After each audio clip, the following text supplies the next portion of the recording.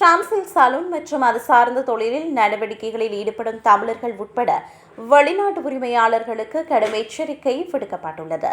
இவ்வாறான நிலையங்களில் விசா இன்றி எவராவது பணியாற்றுவது கண்டுபிடிக்கப்பட்டால் சலூன் மூடப்படுவதுடன் வெளிநாட்டு உரிமையாளராக இருந்தால் அவர் நாடு கடத்தப்படுவார் என எச்சரிக்கை விடுக்கப்பட்டுள்ளது. இந்த நிலையில் வால்துவாஸ் நிலக்கில் பொருளாதாரம், சட்டவிரோத வேலைவாய்ப்பு மற்றும் முறையான தொழில்முறை தகுதியின்மை ஆகியவற்றுக்கு எதிராக கடந்த 2 ஆண்டுகளாக கண்காணிப்பு சோதனைகள் தீவிரப்படுத்தப்பட்டு வருகின்றன. அர்ஜென்டை நகரில் உள்ள சலூனை அதிகாரிகள் சோதனை நடத்தினர். போலீசார் மற்றும் சமூக பாதுகாப்பு அமைப்பின் அதிகாரிகள் இணைந்து இந்த சோதனையை மேற்கொண்டனர். இதன்போது உரிய ஆவணங்கள் இல்லாத 2 வெளிநாட்டு ஊழியர்கள் சட்டவிரோதமாக பணிக்கமர்த்தப்பட்டிருப்பது கண்டறியப்பட்டது. இதனைத் தொடர்ந்து அந்த சலூனை நிர்வாக ரீதியாக மூடுவதற்கான நடவடிக்கைகள் முன்னெடுக்கப்பட்டன.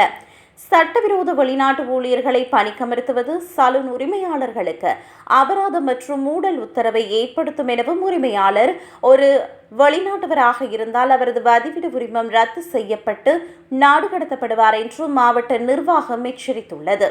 இதேபோல சட்டவிரோத வேலைவாய்ப்பு வழங்கிய காரணத்திற்காக வால்துவாஸ் மாவட்டத்தில் கடந்த 2025ஆம் ஆண்டில் 188 வணிக நிறுவனங்கள் மூடப்பட்டன. மேலும் இந்த ஆண்டு ஜனவரி மாதம் 1 முதல் தற்போது வரை 68 நிறுவனங்கள் அதிகாரிகளால் அதிரடியாக மூடப்பட்டுள்ளமை குறிப்பிடத்தக்கது. தற்போதைய சோதனையில் சிக்கிய சலூனின் விலைப்பட்டியலில் காட்சிப்படுத்தப்படவில்லை எனவும், முறையான தொழில்முறை தகுதி இல்லாத நபர்களை கொண்டு வாடிக்கையாளர்களுக்கு தலைக்கு சாயம் மற்றும் ரசாயன பொருட்கள் பயன்படுத்தப்பட்டதும் கண்டுபிடிக்கப்பட்டது. இது வாடிக்கையாளர்களின் ஆரோக்கியத்திற்கு பெரும் ஆபத்தை விளைவிக்கக்கூடியதாகும் என எச்சரிக்கை விடுக்கப்பட்டுள்ளது.